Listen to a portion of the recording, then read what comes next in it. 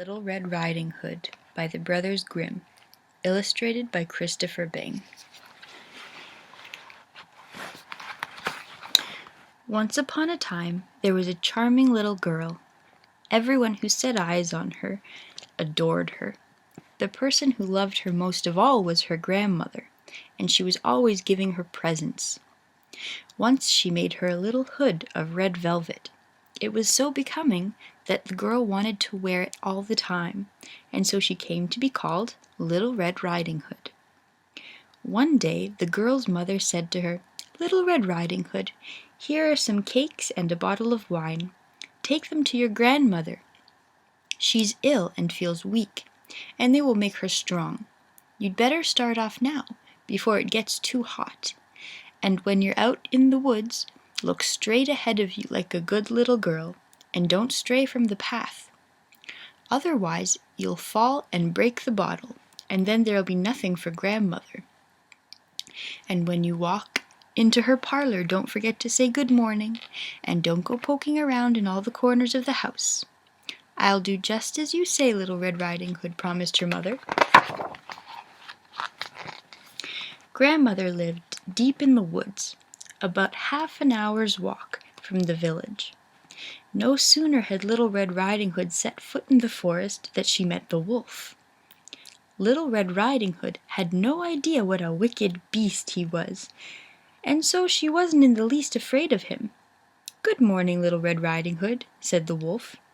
"Thank you kindly, Mr. Wolf," she replied. "Where are you headed so early this morning, Little Red Riding Hood?" "To grandmother's house," she replied. "What's that tucked under your apron?" "Some cakes and wine. Yesterday we baked, and grandmother, who is ill and feeling weak, needs something to make her better," she replied. "Where is your grandmother's house, Little Red Riding Hood?" "It's a good quarter of an hour's walk into the woods, right under the big oak tree. You must know the place from the hazel hedges around it," said Little Red Riding Hood. The wolf thought to himself, "That tender young thing will make a nice dainty snack. She'll taste even better than the old woman. If you're really crafty, you'll get them both." The wolf walked along Little Red Riding Hood for a while, and he said, "Little Red Riding Hood, have you noticed the beautiful flowers all around? Why don't you stay and look at them for a while? I don't think you've even heard how sweetly the birds are singing. You're acting as if you were on the way to school, when it's so much fun out here in the woods."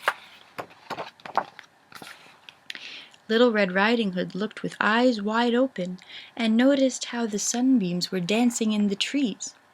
She caught sight of the beautiful flowers all around, and thought, "If you bring grandmother a fresh bouquet, she'll be overjoyed. It's still so early in the morning that I'm sure to get there in plenty of time."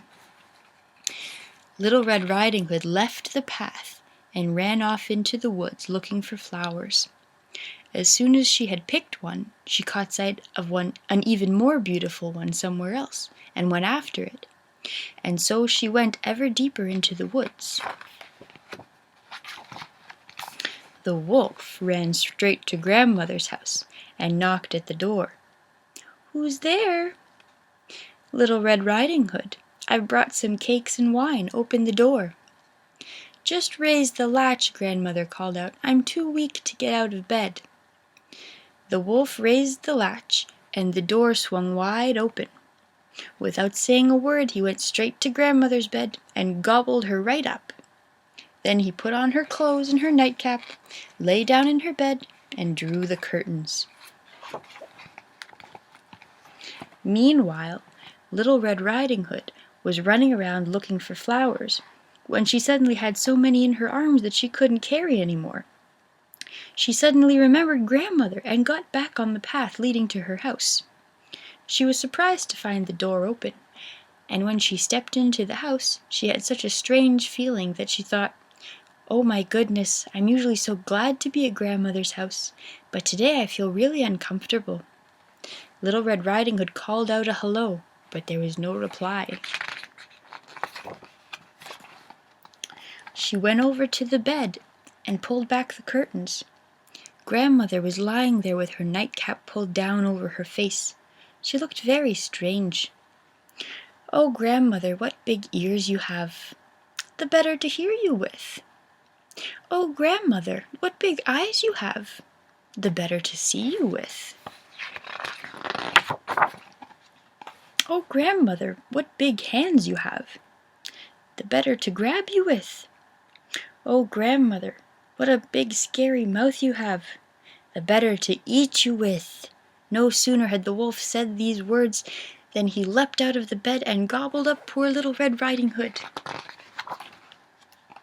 Once the wolf had stilled his appetite, he lay back down in the bed, fell asleep, and began to snore very loudly. A huntsman happened to be passing by and the house just then, and thought, "How loudly the old woman is snoring. I'd better check to see if anything's wrong." He walked into the house, and when he reached the bed, he realized that a wolf was lying in it. "I've found you at last, you old sinner," he said.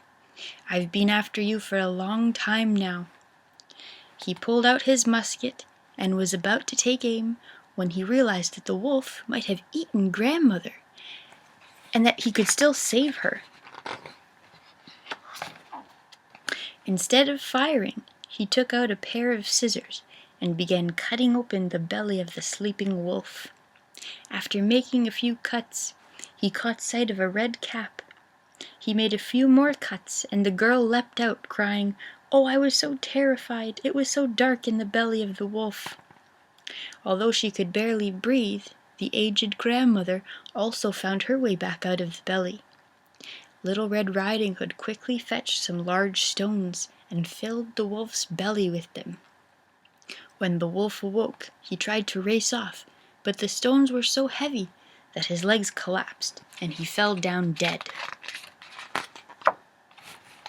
Little Red Riding Hood and her grandmother and the huntsman were elated. The huntsman skinned the wolf and took the pelt home with him. Grandmother ate the cakes and drank the wine that Little Red Riding Hood had brought her, and recovered her health. Little Red Riding Hood said to herself, "Never again will you stray from the path and go into the woods when your mother has forbidden it." The end.